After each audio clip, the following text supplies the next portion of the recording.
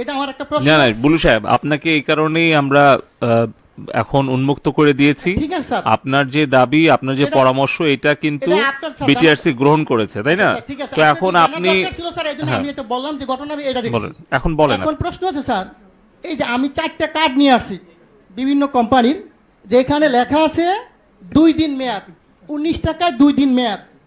এটা হচ্ছে বাংলা লিঙ্ক। এখন আছে 19 টাকায় আপনার 24 ঘন্টা মেয়াদ রবি, আর এয়ারটেল আছে 19 টাকায় 31 দিন 3 দিন মেয়াদ, আর গ্রামীণে 2 দিন মেয়াদ। আমার প্রশ্ন হচ্ছে এই জিনিসগুলো কি স্যার পচা যায়? এটির মেয়াদ থাকবে কেন? আমার প্রশ্ন হচ্ছে মানুষের টাকা আপনি মনে করেন আমরা যদি 20 কোটি লোক হই, যদি 20 টাকা করে ভরি, আর একদিন সবাই কথা বললাম না, কত হাজার কোটি টাকা এই কোম্পানি নিয়ে যাচ্ছে, সিস্টেমের মাধ্যমে নিয়ে যাচ্ছে। এর আগে আমি বলেছিলাম, একটা নিউজে দেখাইছে 17 মিলিয়ন ভিউ হয়েছে। ওদিন থেকে উচিত ছিল এই সিস্টেমটাকে বাংলাদেশে বন্ধ করে দেওয়া। আমি বারবার বলেছি গরিব মানুষ ভিক্ষা করে, সে 20 টাকা ভরে। আপনি হয়তো জানেন না, আজকে বললাম সে তার মা মারা গেছে, বাপ মারা গেছে, সে কথা বললো না, তার মানে আমার টাকা চলে যাবে? হয় কেন? এই গ্রামীণ ফোন কোম্পানি বা অন্য কোনো কোম্পানি এরা কারা? এরা আপনাদেরকে না জানে হাজার হাজার কোটি টাকা সিস্টেমের মাধ্যমে নিয়ে যাবে। এটা কিন্তু স্যার সহ্য করার মতো না। প্রথম প্রশ্ন হচ্ছে এটাকে আজকের মিটিং এর পর থেকে কিছুক্ষণ পরের মতো অফ করে দিবেন, যাতে বাংলাদেশের কোনো জনগণের একটি টাকা যাতে না যায়।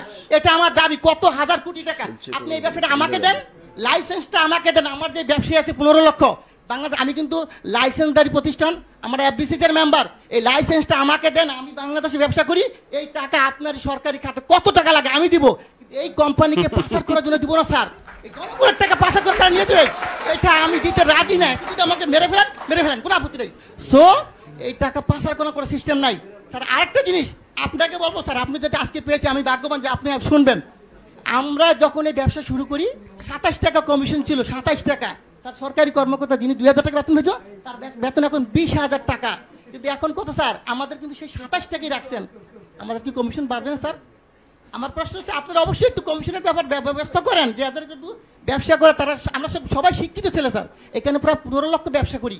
আমরা যারা ব্যবসা করি কোটি কোটি টাকা কামিয়ে দিচ্ছি, কিন্তু আমাদেরকে তো দেখবেন স্যার। আরেকটা কথা, টেলিটক আপনি হয়তো জানেন না। এই টেলিটকের ব্যাপারে আমি একবার বলছিলাম, বিটিআরসির 22 আমি হিন্দু, উনি সম্ভবত আমি জানি না, উনি আমাকে বলে এটা দায়িত্ব তো বাবা আমার না রে ভাই, এটা দায়িত্ব হইলো কার? বিটিআরসি না, টেলিযোগাযোগ। আমি ঠিক আছে, আমি যে স্যারকে পাই বলবো স্যার, আমার আপত্তি স্যার যদি মাইন্ড না করেন, আপনি দায়িত্বটা আমাকে দেন। আমার ব্যবসায়ীরা সবাই মিলে আমরা করি। বাংলাদেশে টেলিটককে কেমনি উড়াইতে হবে আপনি আমাকে সাপোর্ট দেন। আমি বলবো কোন দোকানদার আমাদের দোকান থেকে টেলিটকের সিম কেনার পরও রিচার্জ পাবে, তা হবে। টেলিটক উন্নয়ন কেমনে করতে হয় স্যার, আপনি যদি কোনো ধরনের সিস্টেম থাকে আপনি বলেন যে বলে এমনি সহযোগিতা করে, আমি করতে বাধ্য আপনাকে। আপনি যেইভাবে চান টেলিটক অবশ্যই উন্নয়ন হবে।